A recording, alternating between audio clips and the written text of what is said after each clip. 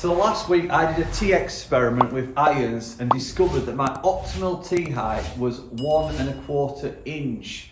The results, if I got the tee height too high or low, was incredible. You've got to go and watch that video if you've not already watched it. But I got asked a question and it blew my mind. The question was, Gaz, how much difference does it make in distance and carry and dispersion when you hit the ball off the ground and when you hit the ball off the tee? And I was thinking, well, I've never even thought about that, and I'm sure you guys haven't. We've all done distance gapping. If you're keen, you'll distance gap your irons and you'll do it off the deck. But we don't do it off the tee. We have a distance chart, and that distance chart's just through the bag. But we don't make any calculations or adjustment for when it's off the tee. Well, I mean, I don't anyway. If you do, get in the comments. So we're going to do a test today and find out with a 9-iron and a 7-iron how much difference it makes when you hit a ball off the ground and when you hit a ball off the tee. Do we need to have a distance gapping chart for off the tee and for off the deck? That's what we're going to find out today.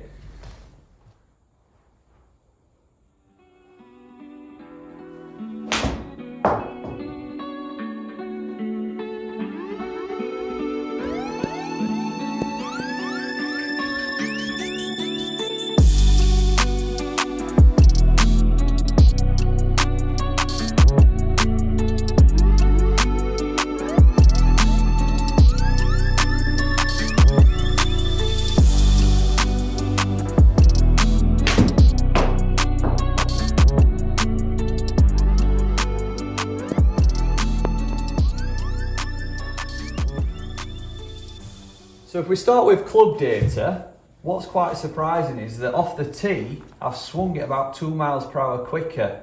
And that's probably just because it's off the tee, I felt a little bit more freedom and a bit more confidence to hit the ball, which has increased the club speed.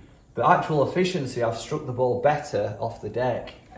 Now if we look at ball data, this really surprised me. I mean, the ball speed didn't surprise me because obviously we swung quicker off the tee, so the ball speed's a little bit quicker.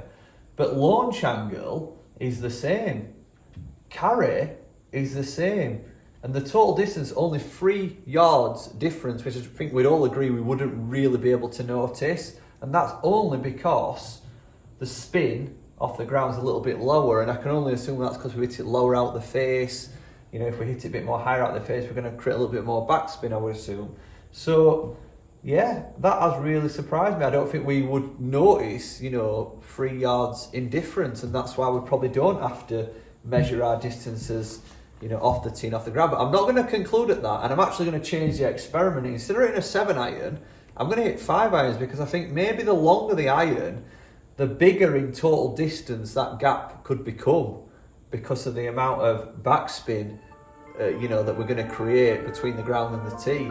So I'm going to check that in a bit longer iron, and then that will leave the door open for us to make a little bit better conclusion.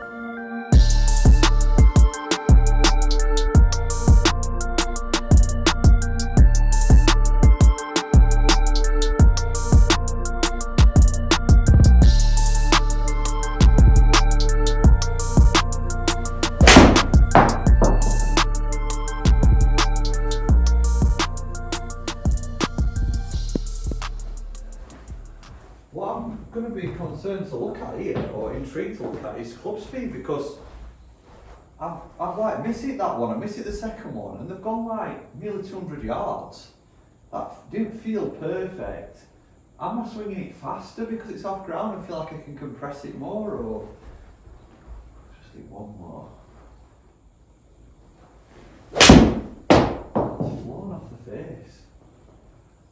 Feel as though they're flying off the face. I mean, ball speed will be a lot quicker. I don't know about club speed, but let's have a look.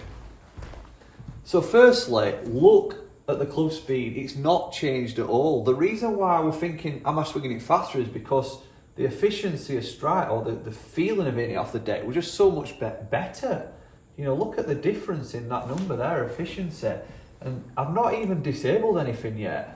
So there's a couple of misses in there off the deck, which we will disable in a minute, but I just want to look at them numbers without disabling them first. So if we look at ball data, so off the ground, an increase in ball speed by 9 miles per hour, launch has stayed similar.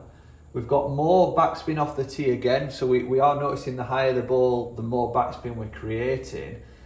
But look at the difference in carry and total distance. So there's definitely an argument that if you are going to be teeing it up with an iron on par threes, that you need to test, you know, how far the ball's flying off a tee and how far it flies off the deck. Because with this backspin number being higher, and you know, obviously you might get a better strike than I do off the tee. It could be the opposite for you guys, but it's not going to be the same. I think that's going to be the conclusion, is that there is a difference in distance between tee and ground. Now I'm going to take them 2 miss-hits out, because I think that'll actually widen their numbers a little bit more. There were 2 miss-hits off the deck.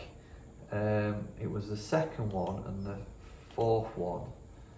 If we compare now, that's, you know, it's made that number even wider apart. So the efficiency's gone up, club speed gone up 1 miles per hour. But yeah, total distance, I mean, that is 30 yards a carry difference off the deck. So in conclusion, I think it's safe to say there is definitely a difference between hitting the ball off the ground and tee with an iron. And in terms of distance gapping, it's definitely a test that needs to be done off the tee and off the ground. And it might not be the case that, you know, obviously this experiment is consistent to what you do, but I think if you do this experiment, you might learn a little bit about your own game and whether you're a better ball striker off a tee or off a ground. Because before this test, I would have guessed I hit the ball better off a tee. But in fact, from what I've seen today, I'm a lot better off the ground. And I think I'm going to experiment actually playing my irons off the ground when teeing off on par threes. Guys, I hope you've enjoyed that video. I hope it's got you thinking about your own game. Make sure the subscribe button, and we'll see you in a couple of days' time. Bye.